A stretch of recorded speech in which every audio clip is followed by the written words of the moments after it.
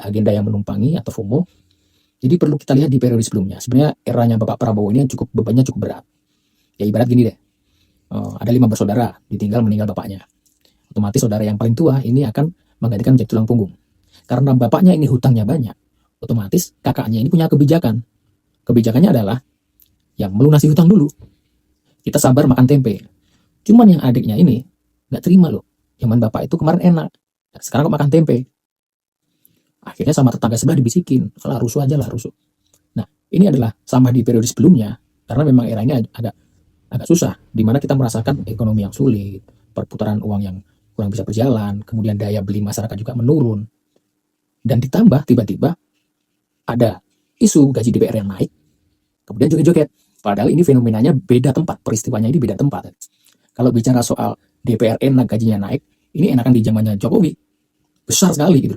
Justru di era-era Bapak Prabowo ini, DPR bokeh. Kalau nggak percaya di DPR masing-masing ya di daerah-daerah, tanya aja, bokeh ini semua.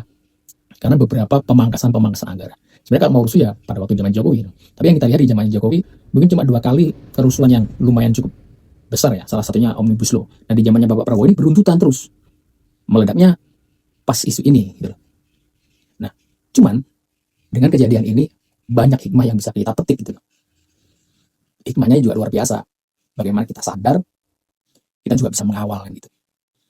Dan agar mereka juga tahu, para elit ini agar tahu, kalau masyarakat bersatu, rakyat bersatu, tidak bisa dikalahkan. Itu. Ya, saya lama nggak buat VT ya. Ini baru buat VT, jadi tidak menyiapkan materi, jadi agak lama dan putar-putar. Nanti ke depan kalau banyak yang tertarik masalah perpolitikan yang dihubungkan dengan hukum yang sekarang berjalan ataupun yang bagaimana berlaku kemudian ada perkembangannya, nanti kita bahas yang lebih sistematis. Itu teman-teman. Jadi bagaimana kita lebih mengutamakan persatuan, karena di era yang kita masih susah, ekonomi sulit, jangan sampai terjadi krisis yang lebih dirasakan berdampak buruk terhadap masyarakat.